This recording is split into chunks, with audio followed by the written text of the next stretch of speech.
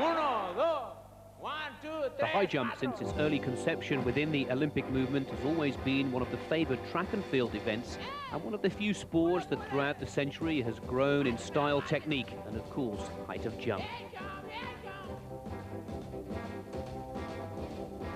In its early days, there were no techniques. All kinds of gangly ways of getting over the pole were acceptable. In 1912, the gold went to Alma Richards, but soon after, the first jump over 2 meters was performed by Chandler Hire.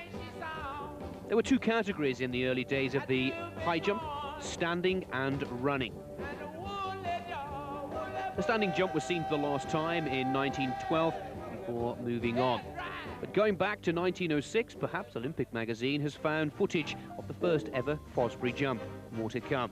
Paris 1924, and the opening ceremony saw the high jump dominated by the USA Harold Osborne. All kinds of controversy and development after this Olympic Games, as the bar needed to be changed. The bar now in this format that we see today, after 1 or 2 lessons, but still Osborne taking the gold. 1932 in Los Angeles was the first time that a non-American high jumper was to claim gold. Duncan McNaughton was to beat his fellow student mate Rob Van Arstel into the silver medal position in a jump-off competition.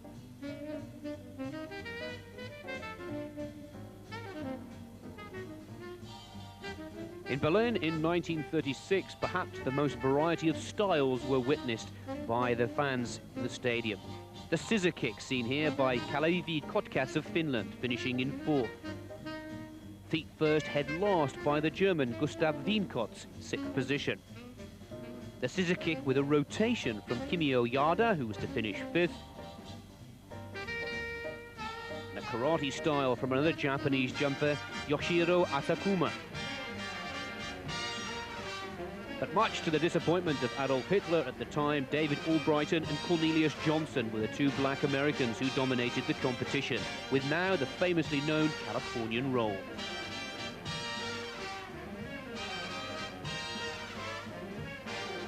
Milos Ferber was the only white performer to be amongst the medalists. Again, a Californian roll, good enough for a bronze medal. Cornelius Johnson finally stripped down of the tracksuit for his final jump, enough to claim the gold. After this performance, Hitler was to leave the stadium, so disappointed that a white athlete had not won. But also Dave Albrighton starting to develop new styles and techniques.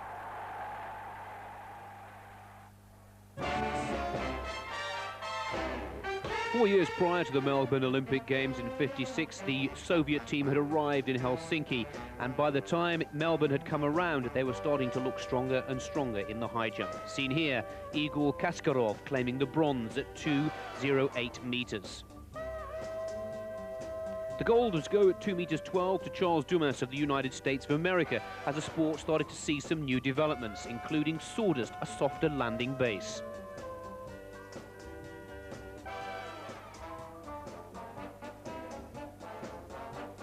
In between the Melbourne and Tokyo Olympics, there was another scandal to hit the world of high jumping. Yuri Stepanov claiming a world record at 2 meters 16, seen here with springs and a special heel. Tokyo 1964, and the great Valery Brumel of the Soviet Union was to claim their first gold. Between Rome and Tokyo, he claimed 6 World Championship medals. 2 meters 23 to 2 meters 28 for this incredible high jumping athlete. John Thomas of the United States of America was to jump into silver medal. Both were credited with the Olympic record, but the gold had gone to Brumel on fewer misses.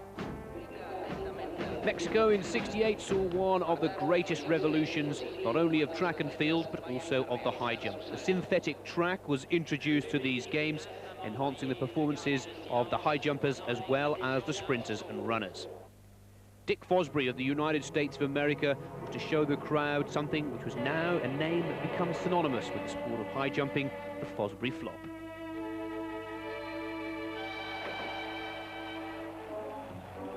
2 meters 24 for Dick Fosbury was an Olympic record and a gold for the American.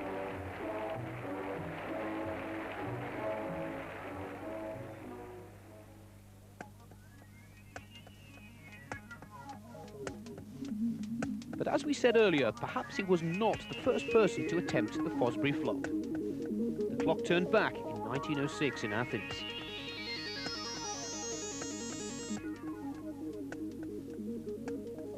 '72 in Munich saw the last of the stomach roll victories, the front jump style.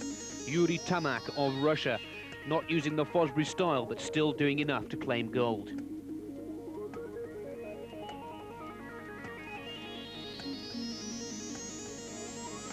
Big favourite in Montreal '76 was Dwight Stones of the United States of America, holding the world record at 2:31 at this point in world high jump competition. Rain had made it slippery and he'd had many problems with the officials throughout the games. It was not to be for Dwight Stones. Psychologically, his preparation had been torn apart by the rain and the press, which left the competition and the door wide open for a new Olympic high jump champion. A 19-year-old Pole took the opportunity to claim gold and did it with great style. 2 meters 25. Sadly, Stones broke the record just 4 days later, went on to Moscow in 1980, and Fazola was back for Poland.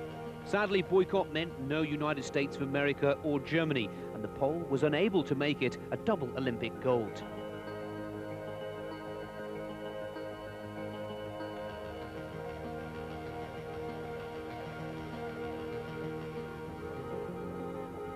The gold was to go to Gerd Wessing of East Germany.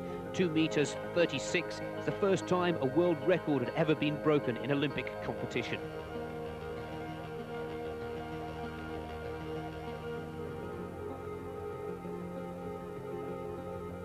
Los Angeles in 1984 saw Dietmar Morgenberg of Germany make a triumphant return, claiming the gold medal and getting the better of the world record holder Zhu Huinhua, who was third.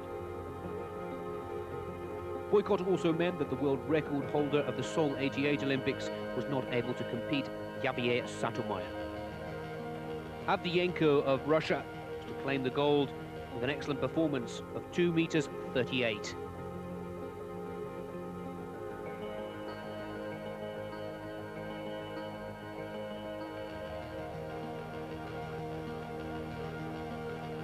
Sotomayor, unable to compete in Seoul, made a triumphant return to Barcelona in 1992 with a world record of 2 meters 42.